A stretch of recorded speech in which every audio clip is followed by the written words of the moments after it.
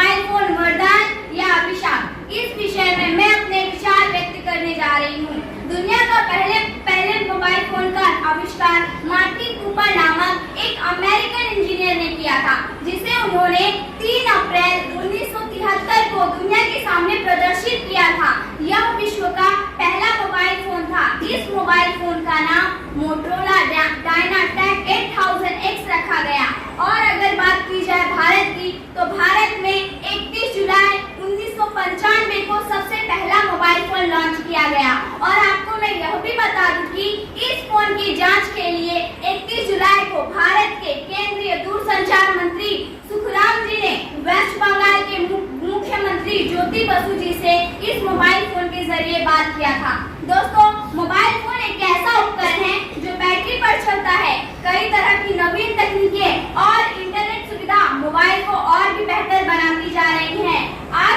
आज के समय में मोबाइल हमारे दैनिक जीवन का एक अहम हिस्सा बन गया है। हमारे जागने से लेके सोने तक हम पूरे दिन मोबाइल का ही उपयोग करते रहते हैं। यहाँ पर मैं कुछ पंक्तियाँ बोलना चाहूंगी। मोबाइल ने ही अनपढ़ों को पढ़ना सिखा दिया, कि मोबाइल ने ही अनपढ़ों को पढ़ना सिखा दिया। मोबाइल ने ही सब्जी वालों को ऑर्डर लेना सिखा दिया। मोबाइल ने ही सबको हंसा कर लोटपोट होना सिखा दिया। मोबाइल ने ही दूरियों को कम करना सिखा दिया। मोबाइल ने ही दूरियों को कम करना सिखा दिया। जी हाँ, आज के समय में मोबाइल हमारे लिए काफी उपयोगी है। मोबाइल से हम घर बैठे बैठे काम कर सकते हैं। अपितु मूवी देखना, गाने सुनना, पैसे ट्रांसफर करना, पढ़ाई करना और साथ ही साथ अपने रिश्तेदारों से कॉल या फिर वीडियो कॉल पर बात करना, यह सब हम मोबाइल फोन की सहायता से कर सकते हैं। दोस्तों, कोरोना काल में तो मोबाइल शिक्षा के क्षेत्र शिक्षक और विद्यार्थियों के लिए साक्षात वरदान साबित हुआ। आज ऑनलाइन के माध्यम से शिक्षा के क्षेत्र में नई क्रांति आई है, जिसे घर घर पहुंचाने का काम मोबाइल फोन ने ही किया है। आजकल अधिकांश कॉलेज, संस्थान, स्कूल जूम, मीट, टीम इत्यादि ऐप्स अध्ययन सामग्री के साथ ऑनलाइन शिक्षा प्रदान कर रहे हैं। दोस्तों, मोबाइल फोन का उपयोग करके कंपनियां अपने व्यवसाय को बढ़ाने के लिए टेक्स्ट मैसेज, वीडियो, ऑडियो तथा ऑनलाइन द्वारा अपने व्यवसाय का प्रचार कर रही हैं।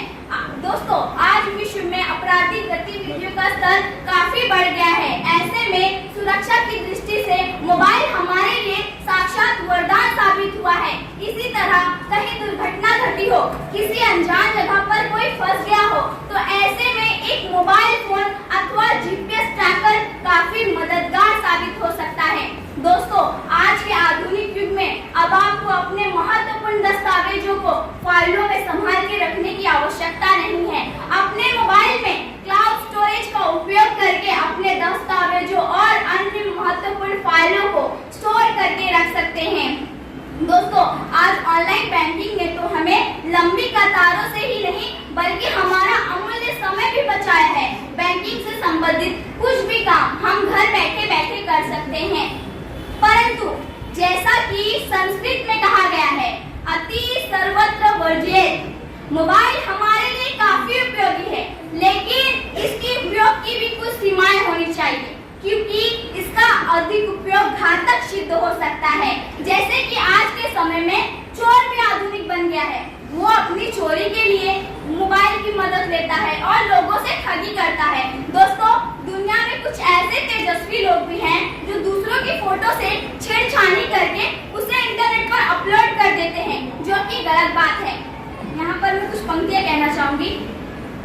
अब ना पढ़ने के ढूंढ रहे बहाने, कि अब ना पढ़ने के ढूंढ रहे बहाने, बच्चे हुए मोबाइल फोन के दीवाने। जी हाँ, बच्चे हुए मोबाइल फोन के दीवाने। जी हाँ, आजकल के बच्चे गेमिंग में बहुत दिलचस्पी ले रहे हैं। वह दिन भर गेम खेलते रहते हैं या फिर अपने दोस्तों के साथ चैटिंग करना, वीडियो बनाना, ब्लॉग बनाना या फिर उनसे घंटों तक बात करना, बस यही काम कर रहे हैं। पढ़ाई पर तो इनका ध्यान ही नहीं रहा और रहेगा भी क्यों, क्योंकि बच्चों को यह सब काम करने से फुर्सत ही कहाँ है।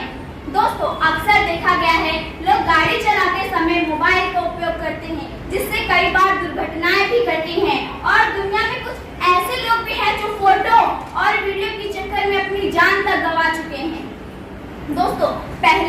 दौर में जब मोबाइल फोन नहीं था तब लोगों में काफी मिलना जुलना होता था। लोग एक दूसरे के दर्द और भावनाओं को समझते थे, लेकिन मोबाइल के आगमन के बाद बातें तो काफी हो रही हैं, लेकिन दिलों की दूरियां बढ़ती ही जा रही है, रिश्ते कमजोर पड़ते जा रहे हैं।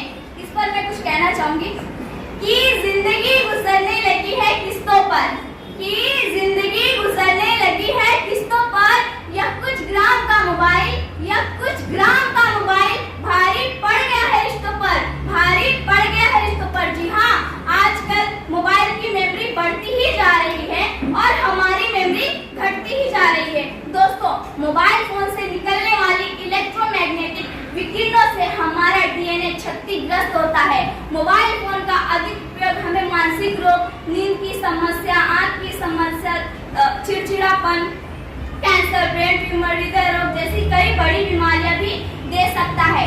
इससे यह निष्कर्ष निकलता है कि हमें मोबाइल फोन का उपयोग अपनी आवश्यकता अनुसार सीमित समय और महत्वपूर्ण कार्य के लिए करना चाहिए। अंत में मैं कुछ पंक्तियां कहना चाहूंगी। मोबाइल तो हमको है जैसे वरदान, मोबाइल तो हमको है जैसे वरदान, पड़े जरूरत उलझन का इससे करें निदान, पड़े जरूरत उलझन का इससे करें निदान, निर्देशन में सदा बढ़ो के इसे चलाएं आप, निर्देशन में सदा बढ़ो के इसे चलाएं आप, तब नहीं बनेगा मोबाइल जीवन में अभिशाप, जीवन में अभिशाप। धन्यवाद।